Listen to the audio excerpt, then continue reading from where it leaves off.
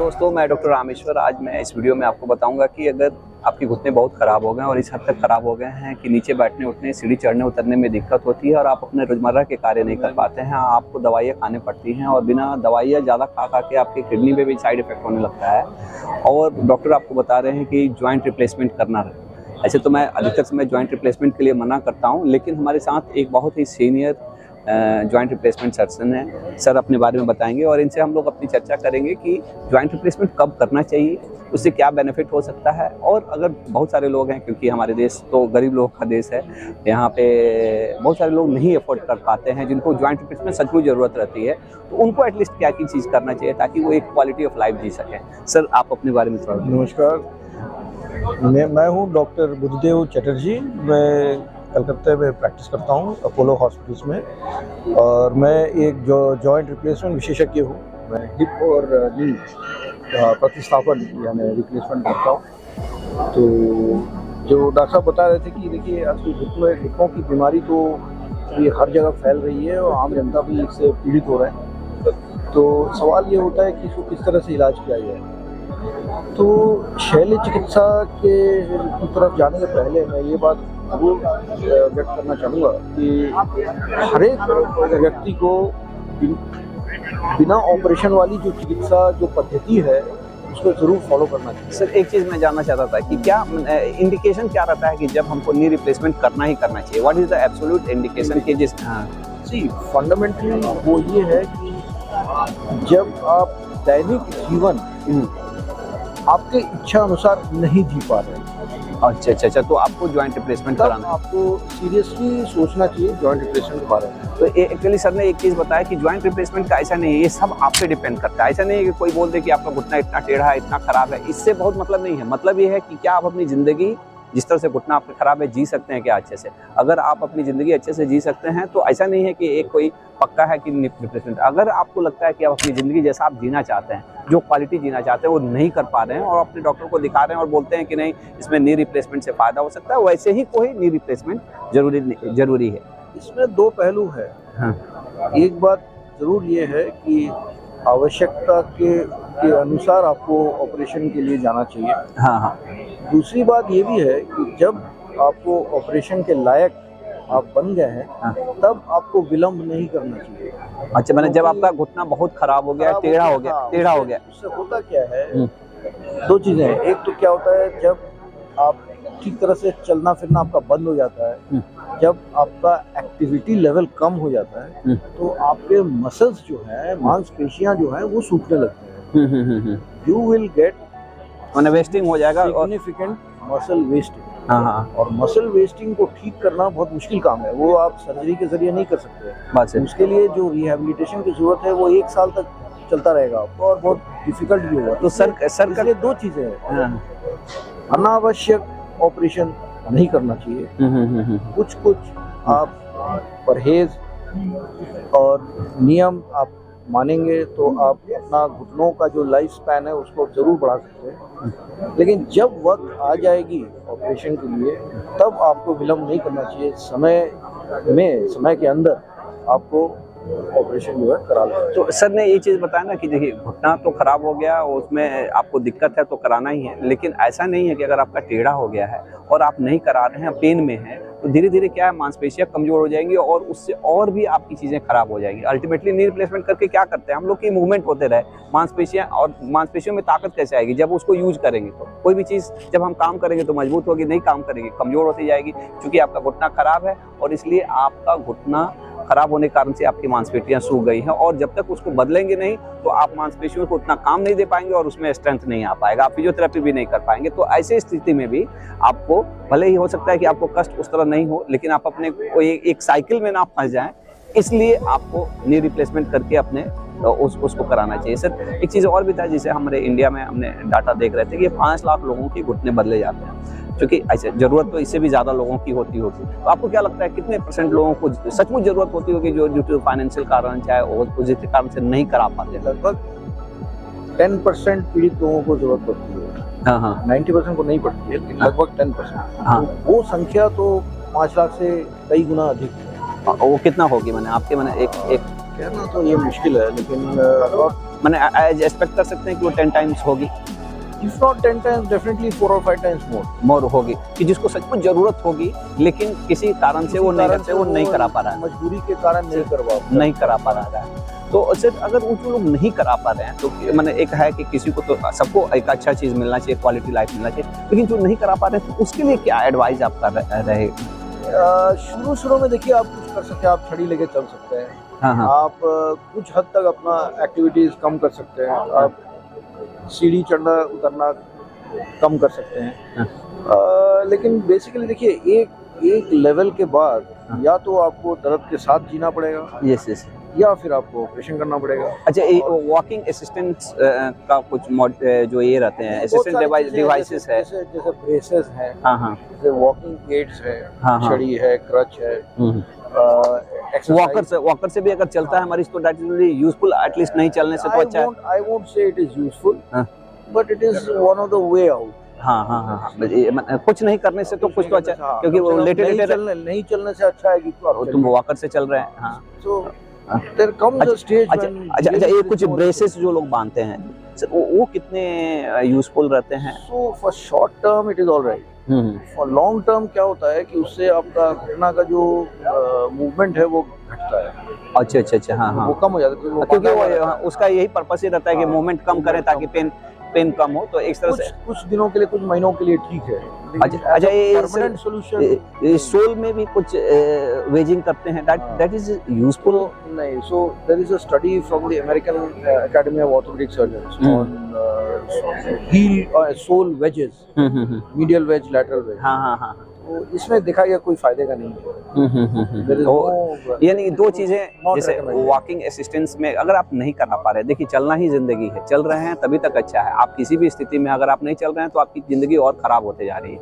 अगर आप ऑपरेशन करा सकते हैं तो कराएं, अगर नहीं करा सकते हैं तो जैसे भी चल सकते हैं। अगर आप खड़ा नहीं हो सकते हैं तो कम से कम खड़ा हो जाए, कम से कम असिस्टेंट से खड़ा हो जाए, वॉकर से खड़ा हो जाए, छड़ी से खड़ा हो जाए, कुछ चले तो ये यूजफुल होगा आपके घुटने के लिए। हो सकता है इसमें कष्ट हो, पीड़ा हो, लेकिन नहीं तो अगर आप नहीं कर रहे हैं और ऑपरेशन भी नहीं करा रहे हैं तो और भी घुटना खराब होते जाएगा और भी दिक्कत होगा। ब्रेसेस बांधते हैं तो सर का है कि ब्रेसेस शॉर्ट टर्म के लिए बांधे तो पेन रिलीफ होता, क्योंकि उसका पर्पस ही रहता है कि मूवमेंट रिस्ट्रिक्ट करना, लेकिन आपका ज्वाइंट और जाम होते जाएगा, ये एक दिक्कत है। लेकिन शॉर्ट टर्म के लिए यूजफुल हो सकता है। लेकिन वेज जो जिसे बोलते हैं कि चप्पल में वेज लगा देना, तो वेज का कोई इंपॉर्टेंस नहीं है और इसमें बहुत सारी स्टडी भी सर ने जैसे बताया कि उसका कोई बहुत यूजफुल नहीं है। लेकिन चलना बहुत इंपॉर्टेंस है, आप भले ही किस स्टेज में है, क्योंकि इससे केवल मांसपेशियां कमजोर ही नहीं होंगी, ऑस्टियोपोरोसिस भी डेवलप हो जाता होगा सर ओल्ड एज में, और इससे फ्रैक्चर के चांसेस भी बढ़ जाते हैं। तो अच्छा सर एक चीज़ और भी, जैसे हम खुद भी एक सेव द नी मिशंस करके एक ये कर रहे हैं, जिसमें हम लोग एक ही जिसको बचाया जा सके। बहुत सारे यंग लोग रहते हैं, ऐसा थोड़ा है कि एक दिन सब लोग के घुटने तो खराब नहीं होते हैं, कुछ ना कुछ तो उन्होंने कुछ ऐसा किया होगा जो कुछ ना कुछ, या उनमें कुछ ऐसा रिस्क फैक्टर रहा होगा जिसके कारण से उनका घुटना खराब हो गया। तो यंग पर्सनस को क्या, क्योंकि 2 लाख रुपया एक ऑपरेशन में लगभग लगता है, तो ये हमको लगता है कि 70-80% इंडियंस की कैपेसिटी नहीं रहती है, और हमारे यहाँ हेल्थ के प्रति इतना अनअवेयरनेस है कि कोई हेल्थ पे, जैसे आप ही बोल रहे थे, कोई खर्चा भी नहीं करना चाहता है। तो उनके लिए क्या एडवाइस रहेगा ताकि उनके घुटने स्वस्थ रहे? देखिए, osteoarthritis is not a preventable disease.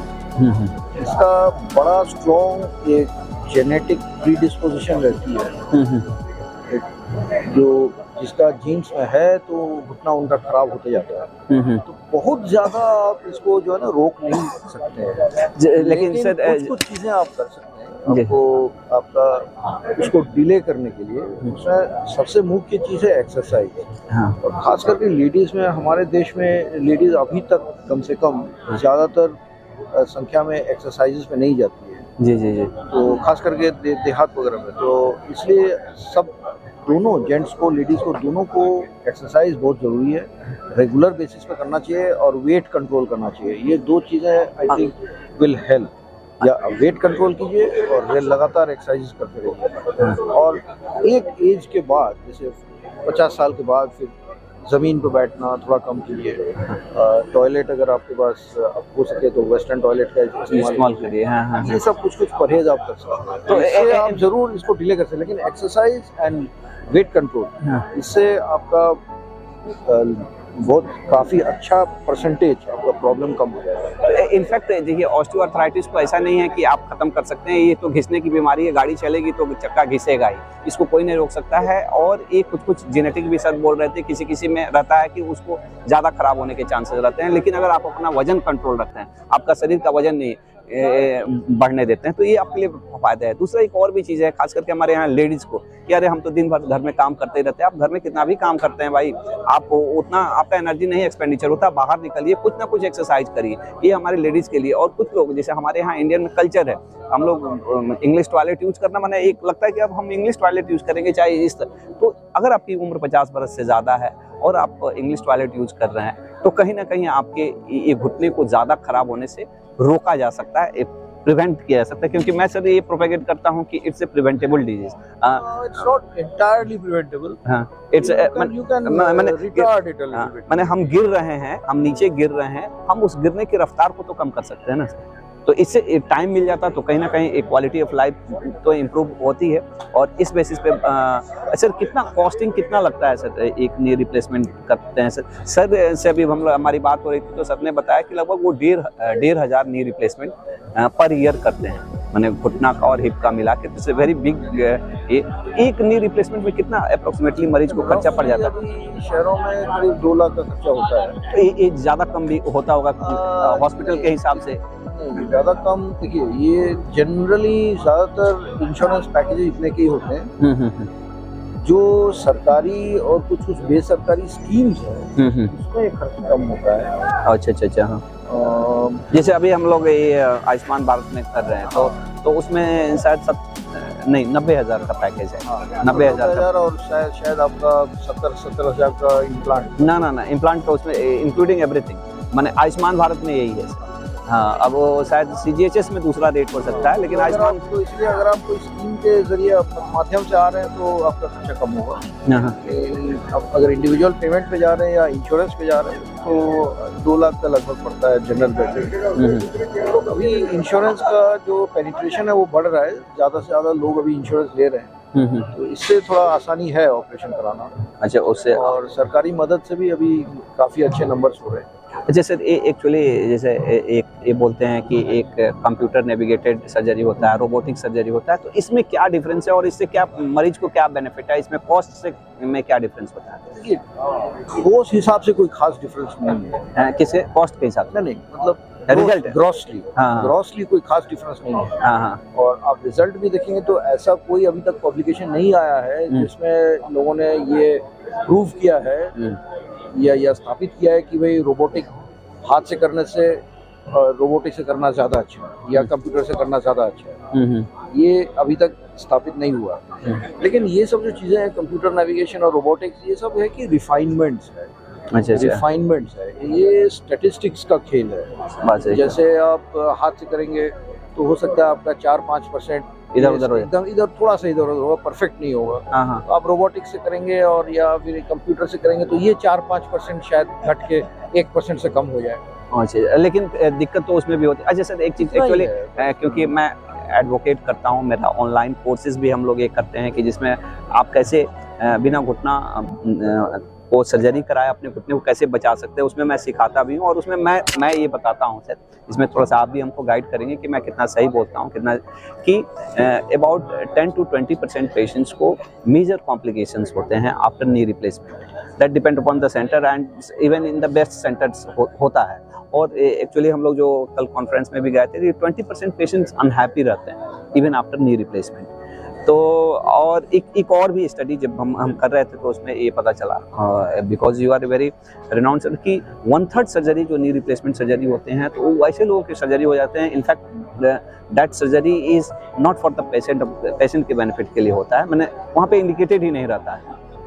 उस तरह से भी होते हैं। 3 सवाल जो मैं समझ रहा हूँ, आप 3 सवाल कर रहे हैं। जी। सवाल आप कीजिए कि 10 to 20% रेट ऑफ कॉम्प्लिकेशन। जी। ये बिल्कुल गलत है। हाँ। This is completely wrong. Yes. Total complication rate is about 1%। अच्छा, जिसमें या तो पेशेंट को रिलीफ नहीं हुआ या फिर से सर्जरी करनी पड़ी। 1% कॉम्प्लिकेशन रेट, मैंने अभी नया दैट जो इंक्लूड्स Everything. एवरीथिंग। एवरीथिंग, हाँ सेकंड आपका जो सवाल है कि डिससेटिस्फैक्शन, हाँ। पेशेंट सर्जरी करा के खुश नहीं हुआ, हाँ इसमें आप सही बोल रहे हैं कि 15 to 20% लोगों को सेटिस्फैक्शन नहीं होता है, लेकिन इसका मतलब ये नहीं कि वो बिल्कुल मैंने वो उसको कुछ बेनिफिट नहीं हुआ। निराशा ही हो गया, ऐसा बात नहीं है। हाँ हाँ तो कुछ ना कुछ कंप्लेंट रहता है, या तो घुटना पूरी तरह से नहीं मुड़ रहा है जितना उनका That एक्सपेक्टेशन is- था, हाँ, हाँ। हो सकता है कि कभी कभार दर्द हो सकता है चलने में उनको लगे कि थोड़ा सा लड़खड़ाहट है, ये सब। हाँ मैंने Borderline. They So, want yeah. कि मैंने कि नॉर्मल जैसा नहीं हुआ। ये इंटरनेशनली एस्टेब्लिश्ड है, around 20% knee replacement patients are not happy. उसका कारण ये है कि अभी तक नी का जो फंक्शनिंग है, उसका जो किनेमैटिक्स है, वो अभी तक हम लोगों ने पूरी तरह समझ नहीं सका है। बस इसलिए 80% पेशेंट ठीक हो जाते हैं, 100% सेटिस्फैक्शन, हाँ। लेकिन 20% पेशेंट्स में सेटिस्फैक्शन थोड़ा सा कम रहता है। जी जी। लेकिन इसका मतलब, बट इफ यू कंपेयर कि उनका Quality of- ऑपरेशन के पहले क्या हालत थी और अब अभी- जो हालत है, मैंने क्वालिटी ऑफ लाइफ इंप्रूव हो जाते हैं, उसमें बहुत ज्यादा सुधार और वो में स्कोर भी बेहतर हो जाता होगा। बहुत, हाँ, जितने भी आप स्कोरिंग करेंगे उससे सुधार है, लेकिन थोड़ा बहुत सेटिस्फैक्शन नहीं है। इसका कारण यही है कि पूरी तरह से हम किनेमैटिक्स नहीं समझते हैं। इसमें बहुत सारे पेपर्स आए हैं, बहुत सारे पब्लिकेशंस आए हैं, बहुत सारे सजेशंस आए हैं, लेकिन अगेन 100% फुल प्रूफ कोई टेक्निक अभी तक नहीं आया। जैसे आपने किनेमैटिक नी के बारे में सुना होगा, जी जी जी किनेमैटिक अलाइनमेंट। जी जी जी। लोग कहते हैं किनेमैटिक अलाइनमेंट अगर आप करेंगे तो ये 20% कम हो जाएगा। अच्छा अच्छा, हाँ किनेमैटिक अलाइनमेंट करना बहुत मुश्किल काम है। इसके लिए आपको सोफिस्टिकेटेड इक्विपमेंट चाहिए, आपको सॉफ्टवेयर चाहिए, आपको कंप्यूटर चाहिए, या तो फिर रोबोटिक्स चाहिए, आपको पेशेंट के लिए अलग से इम्प्लांट बनाने पड़ेंगे। ठीक है, जिसका आपका कॉस्ट कई गुना ज़्यादा हो जाता है, तो इसलिए प्रैक्टिकली उतना नहीं है। मैंने इसमें भी अभी बहुत कुछ there are lot to be explored. अच्छा सर, एक चीज, 30% patients, So regarding that, you see, it is very difficult. मैं इस बारे में कुछ कह नहीं सकता, तो ये तो इंडिविजुअल पे डिपेंड करता है। लेकिन मैंने इट्स अ स्टडी, मैंने एक कोई So I do not know what is the authenticity of that study. Study, yes yes So I will not contest it, but I will not also support it. Yes. I think ये तो जहाँ तक depend करता है कि जो individual जो consultant है उन पे है कि भाई वो किसको करेंगे किसको नहीं करेंगे, जी जी। तो वेरी करता है। तो हमने आज इस वीडियो में देखा, बस सर थैंक यू कि सर ने इतना अच्छा जानकारी दिया। वो तमाम लोग जो घुटने के रिप्लेसमेंट कराना चाहते हैं, सर से अपोलो हॉस्पिटल कलकत्ता में मिल सकते हैं। हम सर का नाम और लिंक भी दे देंगे हम अपने डिस्क्रिप्शन में। एक चीज़ और आपको कहूँगा, बड़ा इंटरेस्टिंग, एक समय था जब हमको कन्विंस करना पड़ता था कि भाई आप ऑपरेशन करा लीजिए, आपको फायदा होगा। आज के दिन ये बिल्कुल परिस्थिति विपरीत हो गया है। ज्यादातर लोगों को हमें कहना पड़ता है कि आप मत कराइए। वो आते हैं हमारे पास, आने की भाई डॉक्टर साहब आपके बारे में सुने हैं, आप मेरा घुटना चेंज कर दीजिए। और हमको बोलना पड़ता है कि भैया आप मत कराइए। तो क्यों ऐसा क्यों इतना ज्यादा अवेयरनेस है, और इसका जो मतलब स्पेक्टाकुलर बेनिफिट्स जो है, जो जिसने देख लिया है किसी को, जो बिस्तर पकड़ लिया था, लेटा हुआ था, वो मछली खरीदने हाथ में झोली लेके बाजार जा रहा है। बात सही कर रहे हैं। ये सब देख करके लोगों को आश्चर्यचकित होते हैं, बोलते हैं ये तो मैजिक है, हमारा भी कर दीजिए। अच्छा अच्छा। हमको कहना पड़ता है कि भैया आप अभी मत कराइए, 5 साल रुक जाइए, 6 साल रुक जाइए, तब आपका घुटना जो है बदलने के लायक हो जाएगा। अच्छा जी। इतना परिवर्तन हुआ है, अवेयरनेस इतना डेवलप किया, इतना परिवर्तन हुआ है। जब कन्विंस करना पड़ता था कि भैया आप कराइए, अभी उल्टा हो गया, करना पहले तो जैसे मत कराइए। जैसे हम लोग जब स्टडी करते थे तो अधिकतर मरीज ये बोलता था कि वो वाजपेयी साहब का घुटना बदला गया तो उनका अच्छा नहीं हुआ, तो हमारा कैसे अच्छा हुआ। वाजपेयी साहब का घुटना अच्छा नहीं हुआ, ये भी गलत है। मैंने एक ये भी गलत है, क्योंकि उसके साथ मैं इन्वॉल्व था, तो वो सही नहीं है। वो डेफिनेटली उनको बेनिफिट हुआ है। तो हो सकता है उनके एज की वजह से या किसी और कारण से, जहाँ तक जो लोगों के सामने जो छवि आई है, वो शायद उसमें चेंज आया होगा, लेकिन ऐसा बात नहीं है कि उनको फायदा नहीं हुआ। चलिए sir, thank you for coming to our channels, and God bless you. और हम लोग मिलेंगे सर फिर से। Thank you.